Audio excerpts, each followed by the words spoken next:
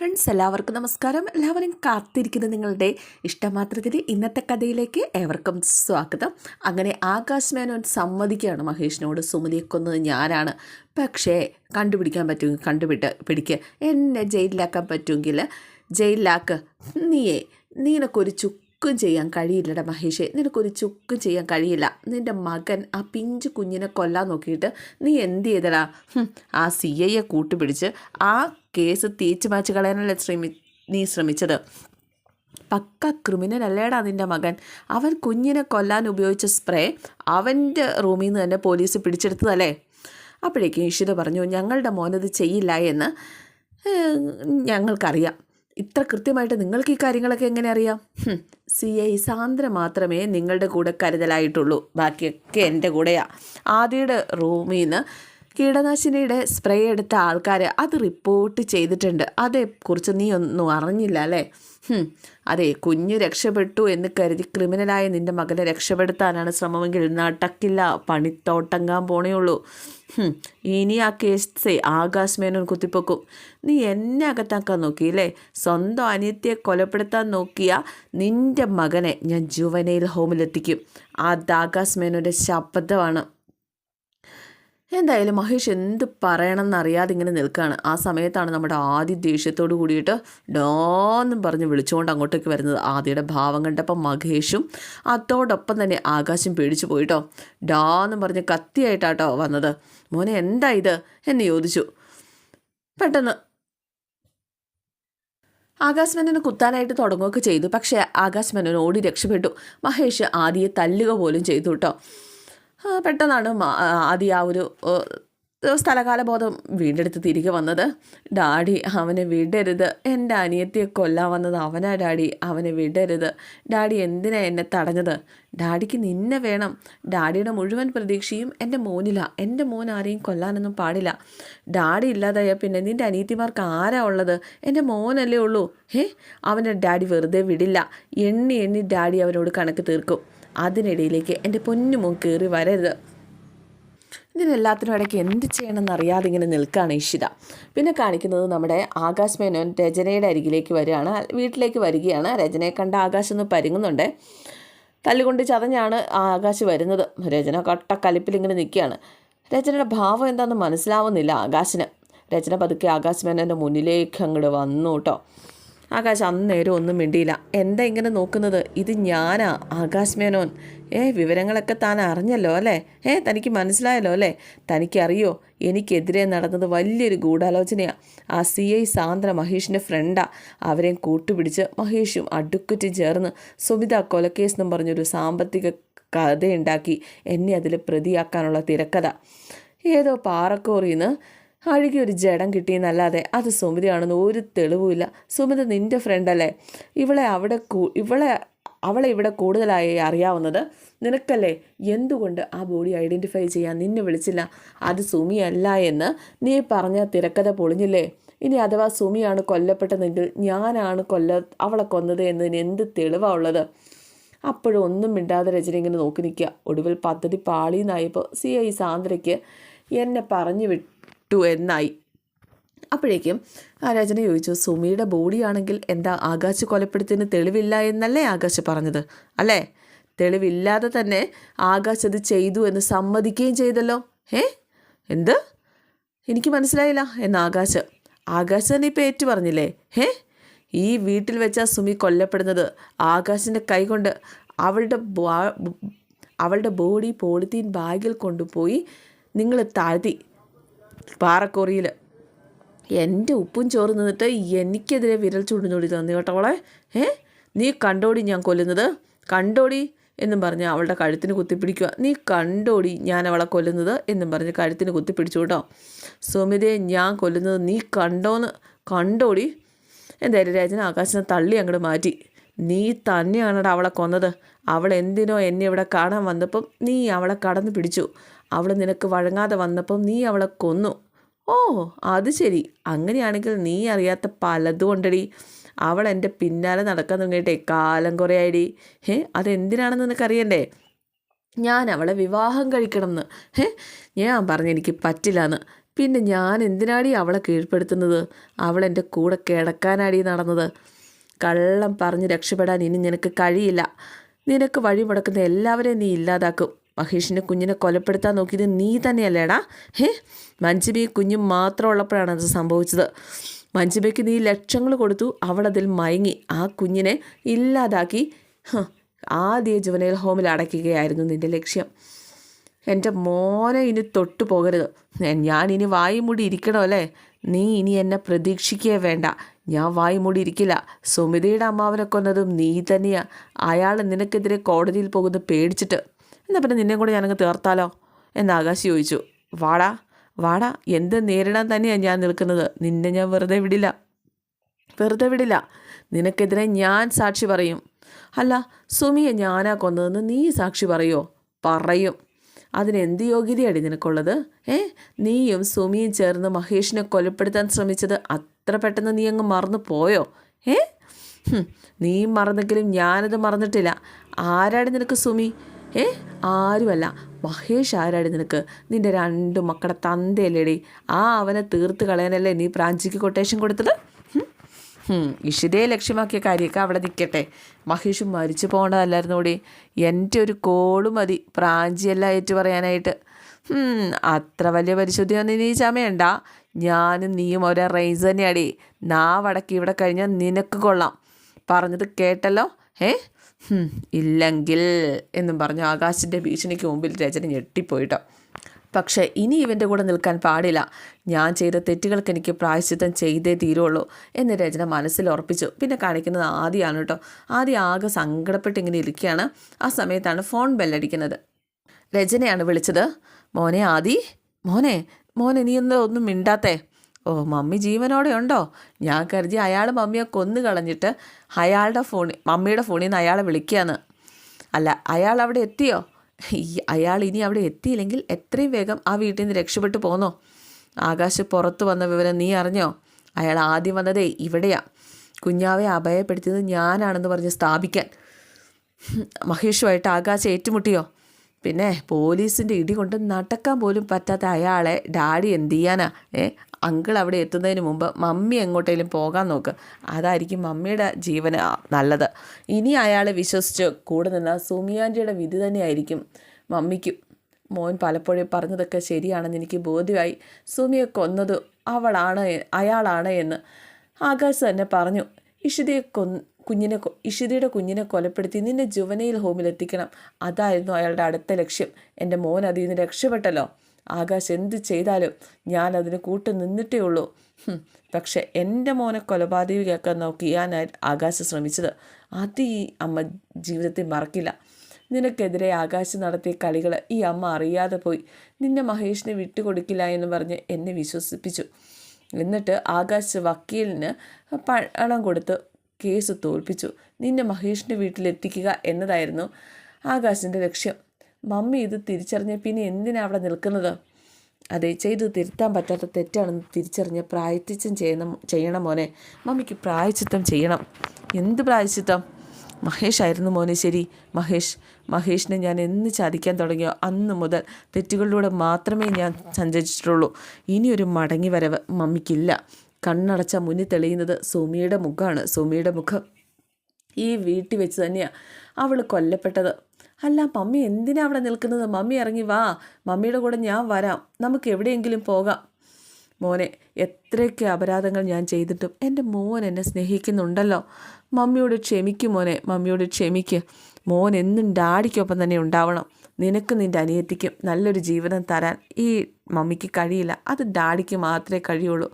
എൻ്റെ മക്കൾ സ്വന്തം ഇഷ്ടത്തോടെ വേണം ജീവിക്കാൻ. മക്കളെന്ന് പറഞ്ഞ് നിങ്ങളുടെ അടുത്തേക്ക് വരാൻ പോലുള്ള യോഗ്യത നഷ്ടപ്പെട്ട അമ്മയെ ഞാൻ. നിങ്ങൾ 2 മക്കളെ ഓർത്ത് എനിക്കൊരാശങ്കയില്ല എന്ന് പറഞ്ഞ് രചന കരയുക. എൻ്റെ മക്കളെ അവരുടെ ഡാഡി നല്ല നിലയിൽ കൊണ്ടെത്തിക്കും. നിങ്ങൾക്ക് സ്നേഹം തരാൻ ഒരമ്മയും ഇല്ലേ? മമ്മി എന്തൊക്കെയാണ് പറയുന്നത്? മമ്മി എന്ത് ഭാവിച്ചായി പറയുന്നത്? മോൻ സംശയിക്കൊന്നും വേണ്ട. മമ്മി ജീവിതം അവസാനിപ്പിക്കാനൊന്നും പോവല്ല. ഒരു സാഹചര്യത്തിലും ഞാനത് ചെയ്യില്ല. രചന ജീവനൊടുക്കിയെന്ന് ആരും കേൾക്കില്ല. മരിക്കാൻ പേടിച്ചിട്ടോ ജീവിക്കാനുള്ള മോഹം കൊണ്ടോ ഒന്നും അല്ല. ഞാൻ ചെയ്ത തെറ്റുകൾക്കുള്ള ശിക്ഷ ഞാൻ അനുഭവിക്കണം. എനിക്ക് ഈ ജന്മം തന്നെ അനുഭവിച്ച് തീർക്കണം. ഇനിയുള്ള എൻ്റെ ജീവിതം അതിനുവേണ്ടി മാത്രമാണ്. ഇനിയൊരു ജന്മം ഉണ്ടെങ്കിൽ മുൻജന്മത്തിലെ പാപങ്ങൾ പേറാൻ മമ്മിക്ക് വയ്യ. ഇങ്ങനെ അനുഭവിച്ച് തീർത്തിട്ട് വേണം എനിക്ക് ഈ ലോകം വിട്ട് പോവാൻ. അടുത്തൊരു ജന്മം കിട്ടിയാൽ എൻ്റെ മക്കളുടെ അമ്മയായിട്ട് ജീവിക്കണം എന്നൊരു മോഹം മാത്രമേ എനിക്കുള്ളൂ. മഹേഷിൻ്റെ ഭാര്യയായിട്ട് ഒരു വട്ടം കൂടി എന്ന് പറഞ്ഞുകൊണ്ട് രചന കോള് കട്ട് ചെയ്തിട്ട് പൊട്ടിക്കരയാണ്. പിന്നെ കാണിക്കുന്നത് മഹേഷ് സെക്യൂരിറ്റിക്ക് അരിയിലേക്ക് ചെല്ലുകയാണ്. മഹേഷ് സാറോ എന്താ സാറേ എന്ന് ചോദിച്ചു കഴിഞ്ഞപ്പോഴേക്കും സെക്യൂരിറ്റിയോട് മഹേഷ് ചോദിച്ചു, കുര്യാക്കോസേ എൻ്റെ ഫ്ലാറ്റിൽ നടന്ന കാര്യങ്ങളൊക്കെ താൻ അറിഞ്ഞോ? അത് ഞാൻ അറിഞ്ഞു. സാറിൻ്റെ കുഞ്ഞിനെ മകൻ ആദി നിർത്തടോ. എൻ്റെ മകൻ ആദിയാണ് അനിയത്തിയെ കൊലപ്പെടുത്താൻ ശ്രമിച്ചതെന്ന് താനങ്ങ് വിശ്വസിച്ചോ? അത് പോലീസ് റൂം പരിശോധിക്കാൻ വന്നില്ലേ? ആദിയുടെ റൂമിൽ നിന്ന് കണ്ടെടുത്ത കീടനാശിനിയുടെ പമ്പ് എന്നെ കാണിക്കുകയും ചെയ്തു.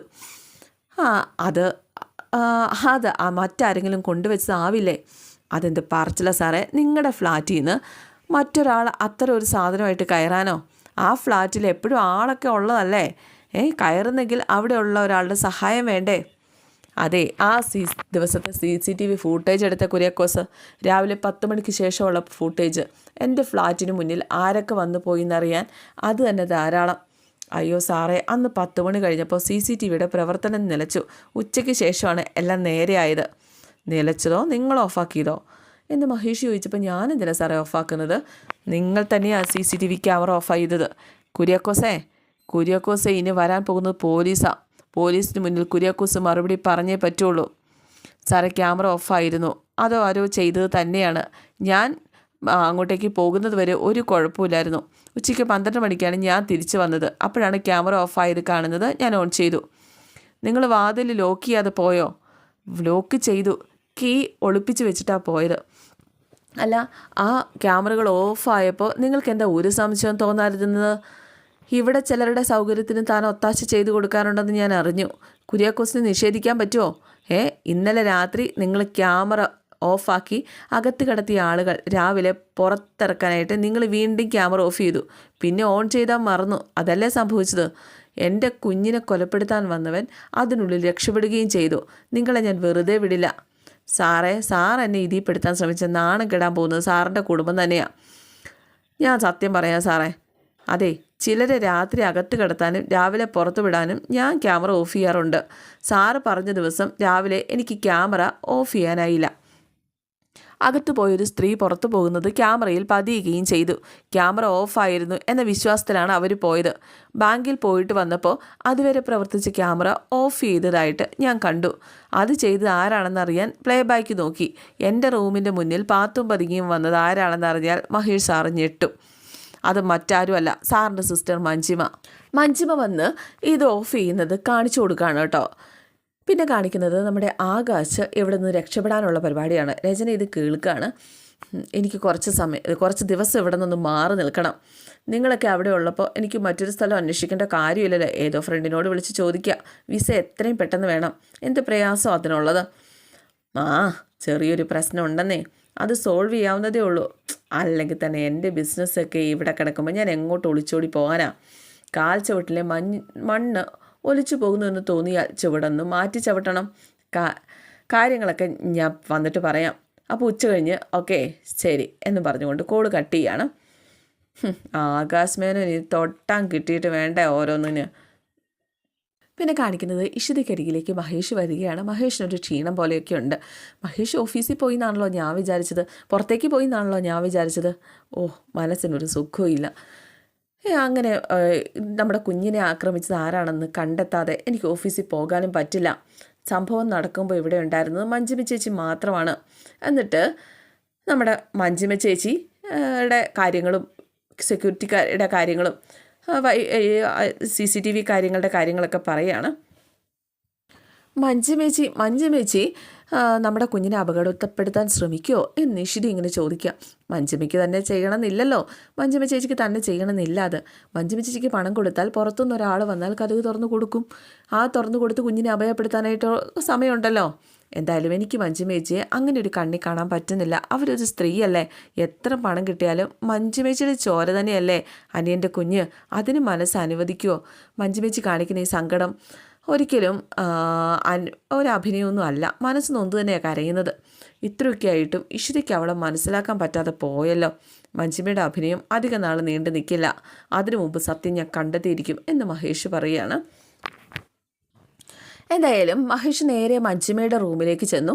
മഞ്ജിമയുടെ റൂമിലേക്ക് ചെന്നിട്ട് മഞ്ജിമ സമയത്ത് ഫോൺ വിളിച്ച് വെച്ചപടി ടോയ്ലറ്റിലേക്ക് കയറി. അപ്പോൾ അത് ലോക്ക് ആകാനുള്ള സമയമായിട്ടില്ലായിരുന്നു. അതുകൊണ്ട് തന്നെ ഫോണിനകത്ത് ആ ദിവസം ഇവൾക്ക് വന്ന കോളുകളൊക്കെ ഒന്ന് ചെക്ക് ചെയ്യുകയാണ് മഹേഷ്. അപ്പോൾ അജിത്ത് എന്നൊരാളാണ് കൂടുതൽ തവണ വിളിച്ചിരിക്കുന്നത്. ചുറ്റിക്കളിയാണോ, ഇത് എന്താണ് എന്നൊക്കെ ഒന്ന് അന്വേഷിക്കണം എന്ന് തീരുമാനിച്ച് മഹേഷ് ഫോൺ അവിടെ വെച്ച് ആ നമ്പർ എടുത്തിട്ട് ഫോൺ അവിടെ വെച്ച് തിരികെ പോവുകയാണ്. അതിനുശേഷം മഹേഷ് നേരെ അഡ്വക്കേറ്റിനെ കാണാൻ പോയിട്ട് കാര്യങ്ങളൊക്കെ പറയുകയാണ്. മഞ്ജിമ എല്ലാവരുടെയും മുന്നിൽ അഭിനയിക്കുകയാണ്. എന്നിട്ട് CCTV ക്യാമറയുടെ കാര്യങ്ങളും ഓഫ് ചെയ്ത കാര്യമൊക്കെ ഇങ്ങനെ പറയുകയാണ്. മാത്രമല്ല അജിത്തിൻ്റെ കാര്യവും പറയാണ്. ആകാശ് മേനോൻ ആയിരിക്കും മഞ്ജിമയുടെ ഒത്താശയോട് അകത്ത് കയറുകയെന്ന് പറഞ്ഞപ്പോൾ അല്ല, ഒരജിത്താണ്. ഞാൻ എന്നിട്ട് വിശദമായിട്ട് കാര്യങ്ങളൊക്കെ പറയാണ്. മഞ്ജിമയോട് ചോദിച്ചോ, കുറ്റസമ്മതം നടത്തിയോ അവൾ?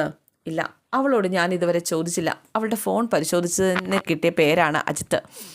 അജിത്ത് ആരാണെന്ന് കണ്ടെത്തണം. മഞ്ജിമയെ ചോദ്യം ചെയ്താൽ അജിത്ത് രക്ഷപ്പെടും. അത് ശരിയാ, അവനായിരിക്കും കുഞ്ഞിനെ അപായപ്പെടുത്തിയത്. നമ്പർ കിട്ടിയ സ്ഥിതിക്ക് അവനെ കണ്ടെത്താൻ ഒരു പ്രയാസവും ഇല്ല. നമുക്ക് CI സാന്ദ്രയെ കാണാം. വേണ്ട, മഞ്ജിമ കൂടി ഉൾപ്പെട്ട സ്ഥിതിക്ക് നമുക്ക് ഒഫീഷ്യലായിട്ടുള്ള ഒരു അന്വേഷണം വേണ്ട. സാന്ദ്രയിലുള്ള വിശ്വാസം എനിക്ക് നഷ്ടമായി. സാന്ദ്രയ്ക്കൊന്നും ചെയ്യാനായിട്ട് സാധിക്കില്ല. മഹേഷ് ആ നമ്പർ എനിക്ക് അയച്ചതാ. ഒരു കാര്യം ചെയ്യുക, ആ നമ്പർ എനിക്ക് കിട്ടിക്കഴിഞ്ഞിട്ടുണ്ടെങ്കിൽ ഞാൻ കണ്ടെത്തി തരാം ആരാണെന്ന്. അതിനുള്ള സോഴ്സൊക്കെ എനിക്കുണ്ട്. അങ്ങനെ സുജിയുടെ ഫോണിലേക്ക് മഹേഷ് നമ്പർ അയച്ചു കൊടുക്കുകയാണ്. എന്തായാലും മഹേഷ് ഒരിക്കലും ആ നമ്പറിലേക്ക് ഇപ്പോൾ വിളിക്കരുത്. അവനെ നമ്മൾ സ്കെച്ച് ഇടുന്നത് അവൻ്റെ വിലാസവും എല്ലാം മനസ്സിലാക്കിയിട്ട് വേണം. അവൻ ഒരിക്കലും രക്ഷപ്പെടാൻ പാടില്ല. എനിക്ക് മനസ്സിലാവുന്നുണ്ട് സുജി, എൻ്റെ കുഞ്ഞിൻ്റെ ജീവൻ എടുക്കാൻ വന്നവനെ അങ്ങനെ രക്ഷപ്പെടാൻ ഞാൻ അനുവദിക്കുമോ? അവൻ്റെ ശിക്ഷ ഞാൻ തന്നെ നടപ്പിലാക്കും. അവൻ ആരാണെന്ന് അറിയുന്നത് വരെ ഇഷിത ഒന്നും അറിയുകയും ചെയ്യണ്ട എന്ന് മനസ്സിൽ മഹേഷ് ഉറപ്പിച്ചു. എന്തായാലും ആകാശ് മേനോൻ ഫോണൊക്കെ വിളിച്ചുകൊണ്ടിങ്ങനെ നിൽക്കുകയാണ്. ആ രചന അങ്ങോട്ടേക്ക് ചെന്നിട്ട് ചോദിച്ചു, രക്ഷപ്പെടാൻ പോവുകയാണല്ലേ? രാജ്യം വിടാനുള്ള ശ്രമമാണല്ലേ? നീ പറയുന്നത് ഞാനങ്ങ് സമ്മതിച്ചു തന്നാൽ തീർന്നില്ലേ? എന്നാൽ സുമിയെ തീർത്തതേ ഞാൻ തന്നെയാണ്. മനസ്സിലായോ? നിന്നെ അറിയിക്കാതെ അവിടെ ഇവിടെ വന്നു, ഒരു കൈ അബദ്ധം പറ്റി, അവൾ തട്ടിപ്പോയി. ഒരാൾ നമ്മുടെ കൈ കൊണ്ട് തീർന്ന് 2 കൈ കൊണ്ട് കൈ നീട്ടി നിയമത്തിന് മുന്നിൽ പോയി നിൽക്കാൻ പറ്റുമോ? നമുക്ക് ജീവിക്കണ്ടേ? അതുകൊണ്ട് വേറെ നിവർത്തിയില്ല. മരിച്ചവർ പോയില്ലേ, പിന്നെ നീ പറഞ്ഞതുപോലെ ഞാൻ ചെയ്തു. പാറക്കോറിയിൽ അവളെ താഴ്ത്തി. അല്ലാണ്ട് ഇപ്പം ഞാനെന്ത് ചെയ്യാനാ? സംഭവം കാണാത്ത നീ സാക്ഷി പറയാൻ മുട്ട് നിൽക്കുമല്ലേ? ചെന്ന് പറ. അല്ലാണ്ട് ഇപ്പം ഞാനെന്ത് ചെയ്യാനാ? ഞാനാ സുമിയെ കൊന്നതെന്ന് ചെന്ന് പറയടി. പിന്നെ അടുത്ത കുറ്റം, മഹേഷിൻ്റെ ഇത്തിരി പോകുന്ന കുഞ്ഞില്ലേ, അതിനെ ഇല്ലാണ്ടാക്കിയത് ഞാൻ തന്നെയാണ്. അത് നിൻ്റെ മോനെ ജോനൽ ഹോമിലാക്കാൻ വേണ്ടി തന്നെയാണ്. ഇതെല്ലാം കേട്ട് രചന ഞെട്ടിത്തരിച്ചിങ്ങനെ നിൽക്കുകയാണ്. അതെ, ക്യാമറയൊക്കെ ഓഫാക്കി. ആകാശ് മേനോൻ ചെയ്ത ഏതെങ്കിലും ഒരു കുറ്റത്തിന് എന്നെ കൊടുക്കാൻ പോകുന്ന തെളിവുകൾ കിട്ടിയിട്ടുണ്ടോ? ഇല്ലടി. അതാണ് ആകാശ് മേനോൻ്റെ തല. എന്നെ തൊടാൻ ഒരു നിയമവും ഇല്ല ഇവിടെ. പിന്നെ ഒരു കാര്യം ഞാനിപ്പോൾ പറയാം, നീയുമായിട്ടുള്ള എല്ലാ ഇടപാടുകളും ഞാൻ ഇവിടെ അവസാനിപ്പിക്കുകയാണ്. നിൻ്റെ ഒപ്പം പോകാൻ എനിക്കിനി ഒരു താല്പര്യവുമില്ല. നിന്നെ ഞാൻ വിവാഹം ചെയ്യണമെന്ന് നിൻ്റെ മോനെ വെച്ച് പോലും കുറേ ശ്രമം നടത്തിയില്ലേ? നിൻ്റെ അടവ് ഫലിച്ചോ? നീ എന്താണെന്ന് എനിക്ക് നന്നായിട്ട് അറിയാടി. ഭർത്താവും 2 മക്കളും ഉള്ളപ്പോൾ എൻ്റെ പുറകെ വന്നതല്ലേ നീ? നിനക്കൊരു പേരുണ്ടടി. ഞാൻ പറയണോ? പറയണോ? നിനക്ക് ആ വില ഉള്ളടി, ആ വില. നിന്നെപ്പോലെ ഒരുത്തി ഞാൻ എങ്ങനെയാണ് എൻ്റെ ജീവിതത്തിൻ്റെ ഭാഗമാക്കുന്നത്, എൻ്റെ സ്വത്തുക്കൾക്ക് അവകാശിയാക്കുന്നത്? നാളെ എന്നേക്കാൾ നിനക്ക് യോഗ്യന എന്ന് തോന്നുന്ന ഒരുത്തം വന്നാൽ മഹേഷിനെ നീ എങ്ങനെ ചതിച്ചോ അതുപോലെ നീ എന്നെയും ചതിക്കില്ലേ? ആകാശ് മേനോൻ അങ്ങനെ ചതിക്കാൻ നിനക്കെന്നല്ല ഒരു പെണ്ണിനും കഴിയില്ല. ഈ ആകാശ് സമ്മതിക്കില്ല. നിന്നെ ഞാൻ കൂടെ കൂട്ടിയില്ലേ, നിൻ്റെ സൗന്ദര്യം മോഹിച്ചിട്ടൊന്നും അല്ല. മഹേഷിനെ തകർക്കാനുള്ള ഒരു ടൂളായിട്ടേ നിന്നെയും നിൻ്റെ മകനെയും ഞാൻ കണ്ടിട്ടുള്ളൂ. ഇനി എനിക്ക് നിന്നെ ആവശ്യമില്ല. നിനക്ക് ജീവിക്കാൻ ഒരു ബുദ്ധിമുട്ടും ഇല്ലല്ലോ. നിൻ്റെ പണത്തൂക്കം കൂടിയവൻ്റെ ഒരു സെറ്റപ്പായിട്ട് നീ കൂടിക്കോ, അല്ലെങ്കിൽ നിൻ്റെ വിധി അതൊക്കെ തന്നെയാണ് എന്ന് ആകാശ് പറയാണ്. ഞാനൊരു യാത്ര പോവാണ്, കുറേ ആൾ കഴിഞ്ഞാൽ തിരിച്ചു വരുള്ളൂ. എൻ്റെ കൂടെ കഴിഞ്ഞതിന് വിലയിട്ട് നിനക്ക് ഞാനൊരു തുക അങ്ങോട്ട് തരും. സാധാരണ ആകാശ് അത് ചെയ്യാറുണ്ട്. അതും വാങ്ങി നീ അങ്ങ് പൊക്കോണം. രചന ഞെട്ടിത്തെറിച്ചിങ്ങനെ നിൽക്കുകയാണ്. രചന എന്തൊക്കെയോ തീരുമാനിച്ചുറപ്പിച്ച മട്ടിലാണ്. മഹേഷിനെ വിളിക്കുകയാണ്. രചന അവളെന്തിനാ ഈ നേരത്തെ വിളിക്കുന്നത്? എന്തായാലും കോൾ എടുത്തു. എന്താ എന്ന് മഹേഷ് ചോദിച്ചു. മഹേഷ്, ഞാൻ ഈ വീടിന് പുറത്തുണ്ട്, ഞാൻ ആകെ പ്രശ്നത്തിലാണ് എന്ന് പറഞ്ഞു. അങ്ങനെ മഹേഷ് പോയി കതക് തുറന്നു കേട്ടോ. കതക് തുറന്നപ്പോൾ രചന ഇങ്ങനെ നിൽക്കുകയാണ്. കോളിംഗ് ബെൽ അടിക്കാതിരുന്നത് മറ്റുള്ളവർ എഴുന്നേറ്റ് വരുന്ന കരുതിയിട്ടാ. ഈ പാതിരാത്രി നീ എന്തിനാ ഇങ്ങോട്ട് വന്നത്? നിനക്ക് പകൽ വന്ന് പറയാൻ പോരെ?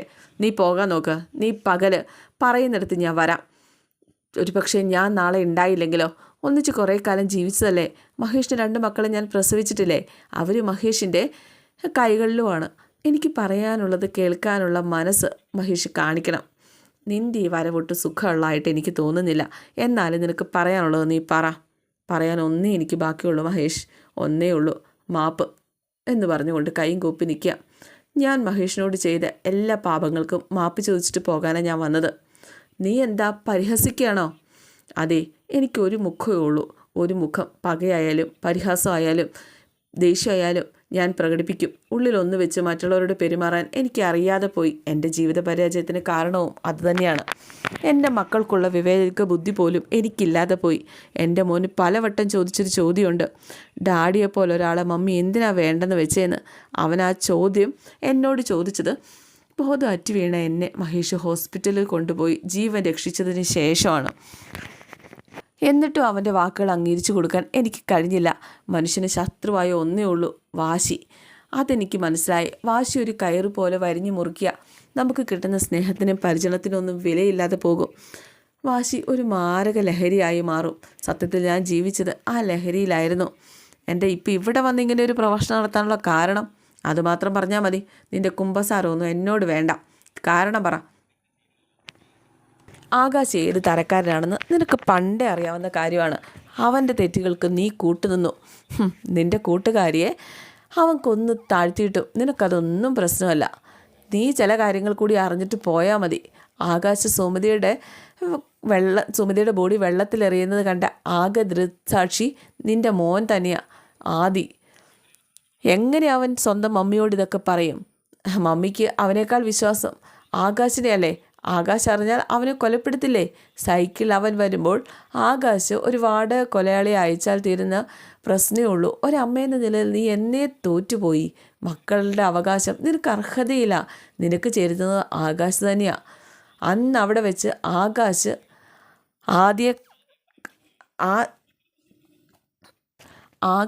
ആദിയെ കണ്ടിരുന്നു. അതുകൊണ്ടാണ് ആദിയെ ജുവനൈൽ ഹോമിലാക്കാനുള്ള അങ്ങനെയൊരു നാടകം ആകാശ് മെനഞ്ഞെടുത്തതും. പക്ഷേ ആദിക്ക് അതറിയുകയില്ല. അല്ലെങ്കിൽ ആദി പേടിച്ചു പോയേനെ. ഞാൻ ഇന്നലെ അഡ്വക്കേറ്റ് സൂര്യയെ കണ്ടിരുന്നു. ആദിക്ക് വേണ്ടിയുള്ള അവകാശ തർക്കമുണ്ടല്ലോ. കോടതിയിലെത്തുമ്പോൾ കേസിൽ തോറ്റു കൊടുക്കാൻ ആകാശ് അഡ്വക്കേറ്റ് സൂര്യയോട് പറഞ്ഞു. അതിന് പണവും കൊടുത്തു, എണ്ണിക്കൊടുത്തു. അതെന്തിനാണെന്ന് നീ അറിയണം. ആകാശിനെ ആദ്യം ഇവിടെ എത്തിക്കണം. എന്നിട്ട് ഇത്രയും പ്രശ്നങ്ങളൊക്കെ ഉണ്ടാക്കണം. എൻ്റെ കൊച്ചിനെ ജയിലിലാക്കണം. അതിനു വേണ്ടിയിട്ട് പിന്നെ എത്ര സത്യങ്ങൾ അറിഞ്ഞാലും നിനക്കതൊരു വിഷയമൊന്നും അല്ലാന്ന് എനിക്കറിയാം. അപ്പോഴേക്ക് രചന പറഞ്ഞു, ശാപിക്കപ്പെട്ട ഒരു ജന്മമായി പോയി. ചെയ്തതൊക്കെ തെറ്റായിപ്പോയി. അയാളുടെ കൈകളിൽ നിന്ന് മോചനം നേടാൻ ഞാൻ നടത്തിയ ശ്രമങ്ങളൊക്കെ വിഫലമായി. അയാൾ എൻ്റെ മുഖത്ത് നോക്കി ഇനിയുള്ള കാലം ശരീരം വിറ്റ് ജീവിച്ചോളാനാണ് പറഞ്ഞത്. എനിക്കിവിടുന്ന് രക്ഷപ്പെട്ട് പുതിയൊരു ജീവിതത്തിലേക്ക് പോകാനുള്ള ഒരുക്കത്തിലാണ് അയാൾ. അപ്പോഴേക്ക് ഇഷിത വന്നു കേട്ടോ. ഇഷിത വന്നിത് കാണുകയാണ് ഇവരുടെ സംസാരമൊക്കെ. എന്തായാലും നാളത്തെ എപ്പിസോഡിനകത്ത് ആകാശ് രക്ഷപ്പെട്ടു പോകുന്നത് ഈ രചന വിളിച്ച് മഹേഷിനോട് പറയുന്നുണ്ട്. മഹേഷ് പിന്നാലെ പോയി പിടിക്കുകയൊക്കെ ചെയ്യുന്നുണ്ട്. എന്തിനാണ് രചന ഇതൊക്കെ വിളിച്ച് പറയാനൊക്കെ ആയിട്ട് നിൽക്കുന്നത്? അവിടെയുള്ളൊരു കത്തിയെടുത്ത് ഈ ആകാശിനെ കൊന്നു കഴിഞ്ഞിട്ടുണ്ടെങ്കിൽ രചനയുടെ ശല്യവും തീരും, ആകാശിൻ്റെ ശല്യവും തീരും. തീർന്നില്ലേ? പിന്നെന്താ കുഴപ്പം? എന്തായാലും ഇന്നത്തെ എപ്പിസോഡിലൂടെ അവസാനിക്കുകയാണ്. C okay, thank you.